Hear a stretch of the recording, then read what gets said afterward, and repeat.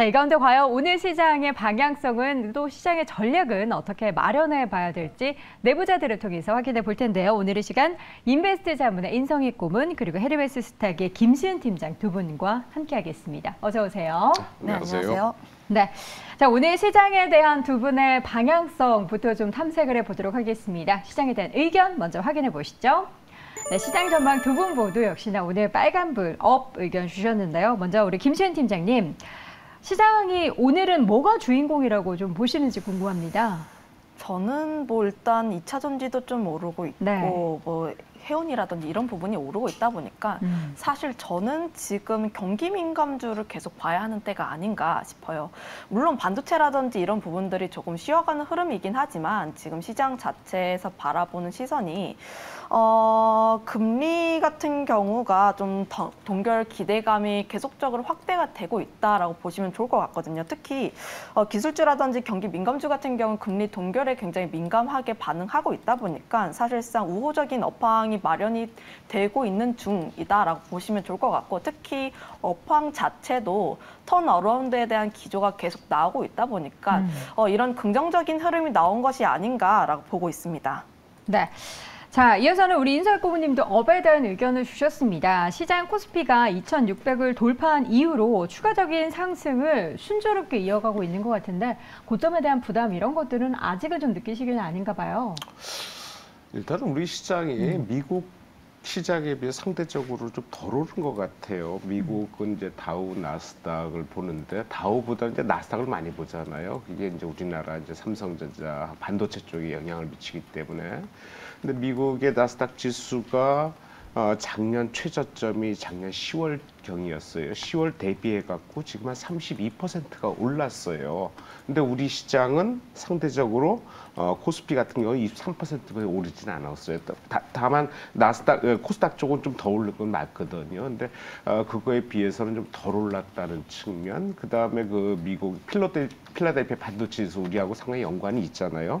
필라델피아 반도체 지수가 작년 이것도 저점이 작년 10월 달이었어요. 네. 2089포인트 저점이었는데 지금 3,488까지 올라갔거든요. 거의 네. 67%가 올라갔는데 상대적으로 우리나라 삼성전자, SK하이닉스가 이렇게 덜 올랐단 말이에요. 그렇다면은 그걸 따라간지는 않겠지만은 아무래도 시장이 미국보다 그리고 유럽보다도 우리는 더 저평가돼 있는 상태다, 그러니까 덜 오른 상태다라는 쪽에서 현재로는 특별한 악재가 없다 그러면 좀 더 올라갈 상승 쪽이 아니겠냐 생각이 드는데, 아무래도 미국도 부채 한도 협상됐고요. 그다음에 금리도 이제 6월달 안 올리는 걸로 났잖아요. 7월달에는 좀 0.25가 얘기가 나왔다 갔다 하는데 뭐 여러 가지 인플레이션 관련해 가지고 금리 인상을 계속 하지 않겠냐라는 쪽으로 얘기가 되고 있지만은 그것도 모르는 일이고, 여러 가지로 반도체 같은 경우는 이제 업황 슈퍼 사이클도 나오고 있기 때문에 우리한테는 좋은 쪽. 그렇다면 네. 여러 가지 상황이 우리로서는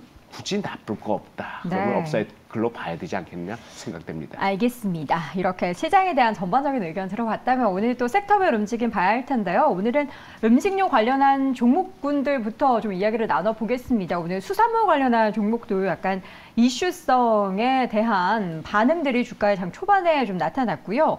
이 밖에도 뭐 음식료 관련된 종목뿐만 아니라 지금 수출 쪽에서 보면은 음식료 쪽이 계속해서 좀 호황을 나타내고 있는 상황에서 두 분이 보시는 음식료 섹터에 대한 의견 먼저 확인해 보겠습니다. OX 팻말 들어주세요. 네. 우리 김시은 팀장님은 S 의견 주셨고 인설 고문님은 O 의견을 주셨는데 제가 한번 맞춰볼까요? 김시은 팀장님, 수산물에 대해서만 X죠? 네, 맞습니다. 그렇죠. 그럴 것 같았어요.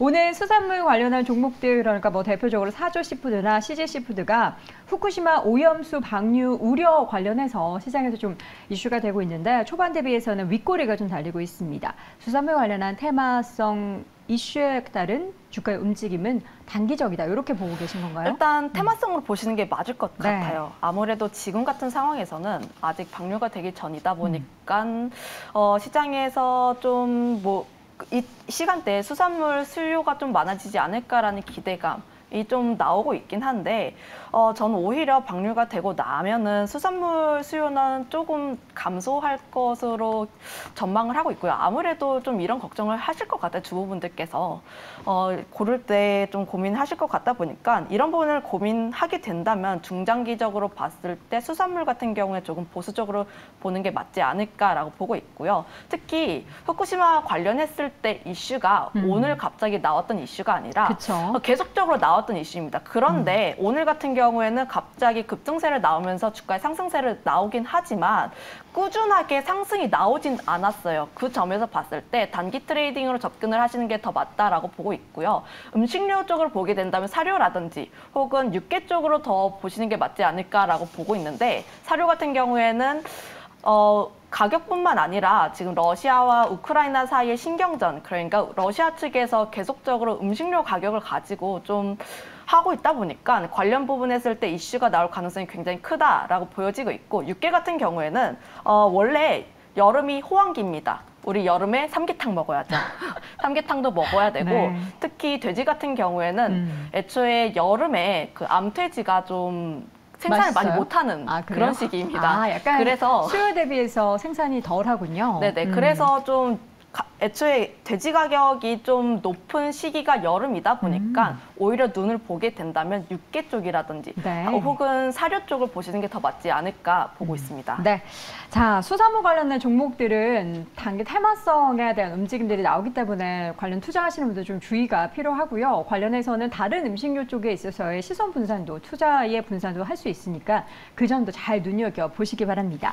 인서영 고모님께서는 음식료 어느 쪽에 좀 좋게 보고 계시는지 궁금합니다.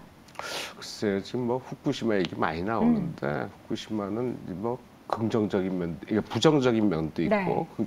거꾸로 주가에 비한 긍정적인 면도 있어요. 아마 후쿠시마 방류는 뭐 거의 되는 쪽이 아닌가 생각이 돼요. 지금 그 해저 터널을 통해 가지고 지금 방류를 하는데 거기에 이제 바닷물을 이제 다시 채워 넣었다는, 그러니까 채워 넣었다는 얘기가 그렇다면 거기에 이제 희석시켜 갖고 해양으로 내보내겠다는 얘기인데 그 정지 작업으로 IAEA 원자력 기구 검사를 벌써 몇 번째 받았고, 그리고 뜬금없이 우리나라 또 검사를 받겠다 얘기가 나서 거의 뭐 모양새 갖추기 아닌가라는 생각을 저도 많이 하게 되는 것 같아요. 그래서 그런 걸로 인해서 이제 방류하는데 우리보다도 지금 일본 그 지역 주민들이 더 지금 반대할 수밖에 없는 상황이에요.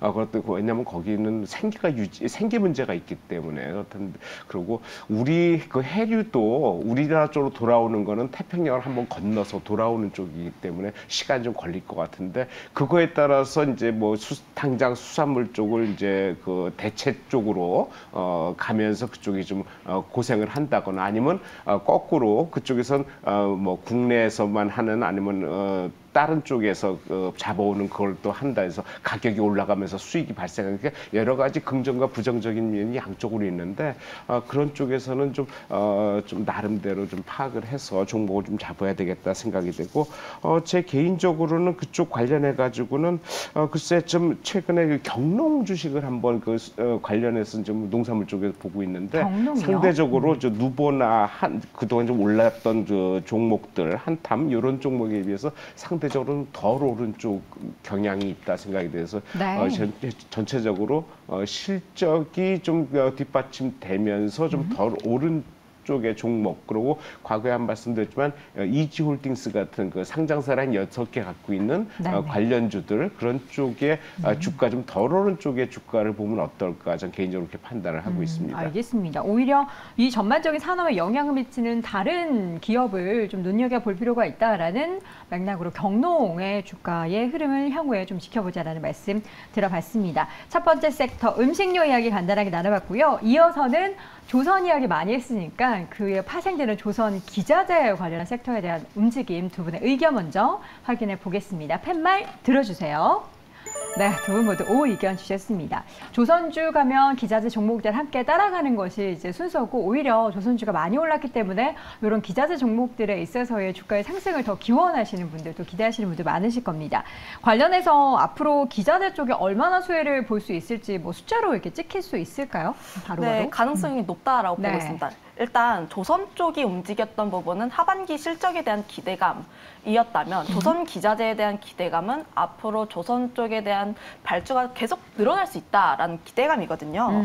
특히 국제해사기구에서 지속적으로 규제를 강화하고 있는 모습 보여주고 있다 보니까 특히 IMO 2020 이후에 뭐 교체에 대한 이야기가 계속 나오고 있는 게 노후 선박이라든지 혹은 이산화탄소를 좀 많이 배출하는 그런 선박에 대해서 규제가 계속적으로 나오고 있다 보니까 앞으로의 그 발주량은 계속 늘어날 수밖에 없다라고 보고 있고 특히 조선 부분에서 수주 잔고가 계속적으로 쌓이고 있습니다. 특히 우리나라 같은 경우에는 LNG라든지 그러니까 친환경 선박이 굉장히 특화가 되어 있는데 전 세계에서 글로벌 발주량이 좀 감소가 하더라도 우리나라 같은 경우에는 계속적으로 늘어나고 있는 이유가 LNG선 발주량이 계속 늘어나고 있기 때문이라고 보고 있거든요. 그렇게 된다면 자연스럽게 조선 기자재 같은 경우에도 수주량이 계속 많아질 수밖에 없다. 그렇게 되면 앞으로의 실적도 굉장히 기대가 될 수 있다라고 보고 있습니다. 네, 조선 기자재 하면 대표적인 기업들이 뭐가 있을까요? 일단 기대하고 있는 기업들이 여러 개일 것 같은데 인사영 고문님이 좀 주목해서 보고 계신 기업이 있다면? 아직 기자재까지는 주목을 안 보고 있는데 저 개인적으로 뭐 태광이나 뭐 이런 쪽 관련주들 네. 뭐 상당히 그쪽에 좀 특화돼 있긴 한데 네. 저는 아직 삼성중공업을 계속 보고 싶다는 생각을 그냥 하고 조선주 있어요. 자체를 조선주 보자. 자체를 왜냐하면 아무래도 대장주의 오름세가 더 지속이 된 이후에 뭐 다 기자재나 그런 관련 종목들이 따라올 텐데 삼성중공업 최근에 많이 오르는데 실질적으로 한 30%밖에 안 올랐어요. 30%면 최근에 뭐 특정한 종목도 하루에 오르는 양이거든요. 근데 사실 월봉으로 보면은 근데 정말 바닥이에요. 워낙 큰 종목이니까 이제 30% 오른 게 적지 않고 네, 꾸준히 네. 올랐다는 상당히 많이 올랐다고 생각이 드는데 현재 이 상황 봐서는 현재 이 정도면은 올라야 되지 않겠냐 생각이 드는데 최근 한 달 동안에 30% 오를 때 거의 외국인들은 거의 한 1,500만 주를 쓸어 담았어요. 그리고 기관들도 거의 100만 주 가까이 지금 오고 있거든요. 네. 그러니까 외국인 기관이 쓸어 담으면서 주가가 바닥을 치고 올라갔고 거기에 따라서 실적도 상당히 좋아지는 쪽으로 좀 나온단 말이에요. 그리고 지금 뭐 LNG 선이나 뭐 컨테이너 이런 쪽에 좀 특화된 쪽으로 하면서 그쪽 단가도 상당히 많이 올라가 있고 거의 우리가 뭐 싹쓸이하다 하다시피 우리가 지금 수주를 하고 있단 말이에요. 그렇다면은 여러 가지 측면에서 이런 그 조선 관련 본주들이 오름세는 좀 더 지속될 것 같다. 그래서 만약에 삼성중공업이 좀 오른 게 좀 부담스럽다면은 그 차선책으로 현대 미포조선 같은 거 이것도 외국인 기관들이 지금 최근에 사고 있거든요. 그래서 네. 좀 덜 올랐단 말이에요. 그런 쪽으로 해서 일단은 그런 쪽에 본주 쪽으로 해서 움직임을 좀 먼저 보고 거기에 뭐 이게 좀 많이 올랐다 싶으면 그다음에 네. 기자재 쪽으로 가는 게 전 개인적으로 맞지 않겠나 생각이 듭니다. 일단 조선 기자재도 좋기는 한데 지금 투자 관점에서 본다면 조선주를 일단은 집중적으로 투자해보는 게 좋겠다. 그러면 우리 기자재 쪽에 확실하게 물들어오면 그때는 고모님께서 말씀해 주셔야 됩니다. 네. 예. 그럼 우리 김시인 팀장님이 보시는 탑픽 종목을 꼽는다면 뭐가 있을까요? 네, 성광밴드를 가져오긴 성광밴드. 했는데 사실 투자 의견은 좀 비슷합니다. 저도 항상 조선주 탑픽을 이야기를 할 때 네. 삼성중공업을 가지고 오는데 아직까지 조선주가 강했던 이유가 실적에 대한 기대감 플러스 앞으로 얼마나 더 좋아질지인데 성광밴드 같은 경우를 비롯해서 조선 기자재는 물론 실적 잘 나오긴 했어요. 하지만 조선주가 아직까지 움직이고 있다 보니까 특히 바닥권에서 움직이고 있는 흐름을 보여주고 있다 보니까 먼저 좀 올라갈 수 있는 쪽은 조선 쪽이라고 보시면 좋을 것 같고 네. 조선 기자재는 그에 따라가는 종목이라고 보시면 좋을 것 같은데 그중에서도 좀 토픽 종목을 꼽아보자라고 하면 성광밴드를 가지고 왔습니다. 성광밴드 같은 경우도 보면은 조선 쪽이 움직였을 때 바닥권에서 그렇게 움직이지 않은 모습 보여주고 있다 보니까 사실상 접근을 하기에도 굉장히 용이하다라고 보시면 좋을 것 같고 특히 성광밴드 같은 경우는 피팅 관련 기업이라고 보시면 좋을 것 같은데 피팅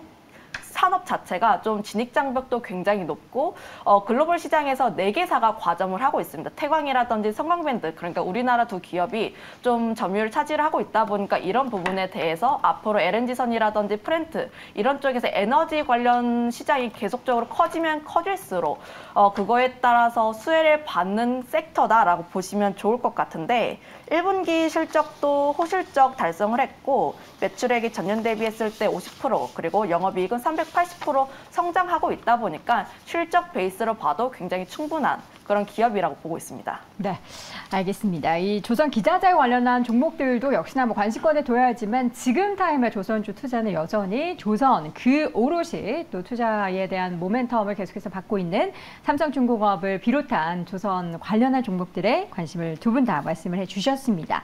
자, 이어지는 섹터는 AI입니다. 오늘 AI가 뭐 전반적으로 오르는 건 아니지만 특정 종목에 강한 상승이 나타나고 있어서 두 분의 또 AI 관련한 의견은 어떤지 지금 시점에서 확인해 보겠습니다. 팻말 들어주세요. 자, AI 관련한 종목에 대한 의견은 좀 엇갈렸습니다. 이번에는 우리 긍정적으로 말씀해 주신 임고모님부터 먼저 들어보겠습니다. AI 이야기는 참 많고요. 그 시발점이 사실 미국에서 엔비디아의 주가의 폭등이었습니다. 근데 우리나라에서는 보면은 뭐 셀바스 AI를 비롯해서 뭐 마음 AI 오늘 강세를 보이고 있고 이런 종목들이 과연 정말 실적이 찍히느냐에 대해서는 논란의 여지가 있는데 고모님께서는 거기에 대해서는 어떻게 보십니까? 실적을 좀 기다려야 될 것 같아요. 기다려야 돼요. 예, 얼마나 기다려야 되죠? 미국보다 더 기다려야 될 것 같다는 생각이 들어요. 지금 미국 같은 경우도 실적이 오늘 그 AI와 관계는 약간 좀 벗어나지만 애플 같은 경우에 그 이제 소위 그 MR이라고 하는 그 혼합 현실 글래스 그 안경 나왔잖아요. 근데 그 관련 아마 게임 체인저가 될 수 있지 않겠냐라는 얘기가 좀 나오면서 주가가 급등을 했다 다시 빠지면서 그렇게 주가는 재미를 못 봤는데 향후에 그쪽에는 상당히 기대를 좀 거는 것 같아요. 문제는 워낙 이제 시작하다 보니까 지금 그 가격 자체가 워낙 비싸다 보니까 얼리 어댑터 아니면은 구하기가 쉽지 마음이 안 가는 그런 상황이 되다 보니까 실적과 연결되는 게 언제 나오겠냐 이런 얘기가 좀 나와서 주가에 영향을 못 받는 것 같은데 향후에는 아마 상당히 진짜 그 체인지의 역할을 할 수 있지 않을까 좀 기대를 하고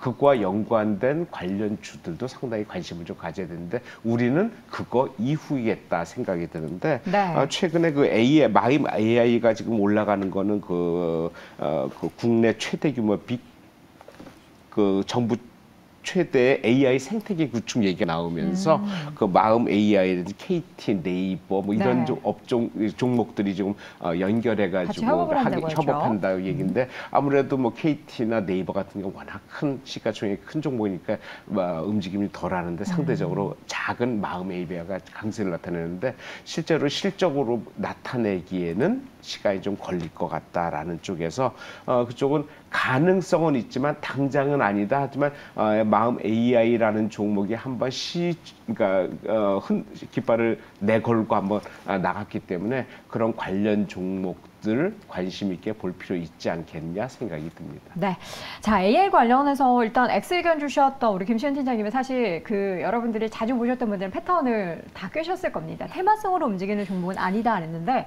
오늘 마음 AI가 오른 건 사실 테마성이라기보다는 물론 뉴스는 나왔지만 정부에서 지원을 해주겠다라는 건 뭔가 우군을 하나 얻어서 돈이 들어온다라는 거잖아요. 일단 결론부터 보자면 네. AI 관련주 굉장히 긍정적으로 보고 있습니다. 하지만 질문이 지금 AI 관련주 괜찮을까요? 했을 때 단기적으로 좀 차익 매물이 나올 가능성이 있다 보니까 지금 당장 적극적으로 접근을 하기에는 조금 부담스러운 상황이다라고 보시면 좋을 것 같습니다. 특히 오늘같이 AI 관련주가 올라갔던 이유가 이번 주 금요일에 오픈 AI CEO가 방한한다는 이슈가 조금 컸는데 사실 금요일에 방한을 하고 나면은 뉴스에 따른 기대감이 먼저 소멸되면서 차익 매물이 나올 수 있다 보니까 이런 부분에서 조금 보수적인 의견을 드리는 거지 중장기적으로는 굉장히 긍정적이다라고 보시면 좋을 것 같아요. 특히 정부에서 AI 섹터에 계속 밀어주고 있고 그리고 AI 관련 산업 자체가 특히 4차 산업 관련했을 때 계속적인 성장이 나올 것을 전망하고 있다 보니까 네. 이런 부분을 보게 됐을 때는 중장기적으로 굉장히 긍정적이고 다른 방송에서 저를 보셨던 분들은 이제 루닛을 계속 외치는 사람이라고 좀 생각을 하실 것 같은데 오늘 다른 방송에서 루닛 많이 말씀하셨어요? 오후 방송에서 이야기를 많이 했습니다. 오후에 우리 정연 네. 앵커하는 방송에서 얘기했군요. 4시 쪽에 이제 4시에? 네. 4시 프로그램이 김세영 아나운서. 네. 네. 계속 이야기를 했는데 관련했을 때 항상 AI라든지 바이오 섹터를 볼 때 봐야 하는 최선 호주는 루닛이다라고 그냥 루닛만 봐라 계속 얘기를 했습니다. 그런 것처럼 AI 섹터라든지 관련했을 때 굉장히 긍정적이고 추세가 깨지 않는 종목군들에 대해서는 여전히 트레이딩이라든지 중장기적으로 끌고 갈 만하지만 단기적으로는 조금 이번 주 같은 경우에는 조금 보수적으로 접근할 필요가 있다 보고 있습니다. 네, 루닛의 주가는 엄청 올랐습니다. 지금 주가가 2달여 만에 38,000원대에서 10만 원 선을 넘어선 만큼 아무래도 좀 고점에 대한 부담이 좀 있긴 하고요. 김신 팀장님, 이런 종목은 진공광장이 아니죠. 돈벌자를 통해서 제 정신 차려야죠. 돈벌자를 통해서도 확인해 주시면 좋을 것 같습니다. 자, 오늘은 히든 섹터, 그러니까 오늘 시장에 이슈가 되는 섹터 말고요. 앞으로 우리가 지켜봐야 될 섹터를 좀 찾아볼 텐데요. 두 분의 히든 섹터 하나씩 확인을 해보도록 하겠습니다. 임고원님의 히든 섹터는 뭘까요? 여행 항공 쪽 선정했어요. 여행 항공. 예, 이제 또 성수기가 돌아오죠? 근데 그 주가는 별로 이렇게 많이 안 오르는 것 같아요. 왜일까요? 분명히 실적 분명히 좋아집니다. 네. 항공주 실적 진짜 좋아져요. 저는 근데 아직 그러니까 오르는 게 오르다가 좀 멈췄거든요. 이 계속 관심 가져야 됩니다. 지금 네. 뭐 비수기, 성수기 따로 없는 것 같아요. 그냥 상황만 되면은 떠나는 게 여행이고 싶은 것 같아요. 그래서 제 개인적으로는 여행 항공주로 한번 보고 싶은데 항공주 따지면 예. 어떤 종목이? 전 티웨이 항공 한번 저가 보고 싶어요. 항공으로? 저비용 티웨이인데 저가 항공인데 얘 국내만 하는 게 아니라 지금 동남아, 유럽까지 진출하고 북미까지 가거든요. 실적 상당히 좋아질 거예요, 이 회사. 그리고 주가 지금 안 올랐거든요. 이 정도면 그러게요. 완전 바닥권이에요. 이제 3,000원대거든요. 그래서 이전도 실적 하반기로 갈수록 계속적으로 실적 좋아지는 종목인데도 불구하고 주가 안 올랐다. 하반기에 분명히 좋아질 거다. 지금 사두는 게 맞겠다 생각이 듭니다. 자, 항공주 그 가운데 티웨이 항공, 저비용 항공사에 대해서 지속적으로 이제 관심을 가져보라라는 말씀해 주셨고요. 김시은 팀장의 히든 섹터는 뭘까요? 네, 저는 건설기계 섹터 계속 긍정적으로 보고 여전히 있습니다. 좋다. 네, 아무래도 실적 베이스로 계속 움직이는 섹터이기도 하고 특히 5월 무역 수지가 발표가 되었을 때 한 15개월 연속 적자가 나왔음에도 불구하고 품목이 계속 증가하고 있는 품목이 있어요. 대표적으로 자동차라든지 뭐 2차 전지라든지 기계 쪽이 있는데 그동안 자동차 같은 경우나 뭐 2차 전지 같은 경우에는 상반기 주도주 역할을 많이 했습니다. 특히 2차 전지 섹터가 굉장히 많이 올랐고 자동차 같은 경우에는 실적이 뒷받쳐주게 되면서 현대차와 기아 같은 경우는 물론 최근에 약간 주가의 조정이 받고 있긴 하지만 그럼에도 좀 길게 보면은 계속해서 우상향 추세를 그리고 있었거든요. 하지만 건설기계 같은 경우에는 조용히 소리 소문 없이 계속 강한 모습 보여주고 있다 보니까 이미지 소모가 그렇게 심하진 않다라고 보고 있고 추가적으로 실적에 대한 부분을 보게 된다면 상승 가능성이 굉장히 높다라고 판단하고 있습니다. 네, 알겠습니다. 히든 섹터, 인성이 고문의 히든 섹터 여행 항공주 확인해봤고요. 김시은 팀장은 건설기계를 지금 시점에서도 계속 봐야 한다라는 의견 주셨습니다. 자, 이렇게 해서 오늘 내부자들 함께했고요. 인베스트 자문의 인성이 고문, 헤르메스 스탁의 김시은 팀장 두 분 함께했습니다. 고맙습니다. 고맙습니다.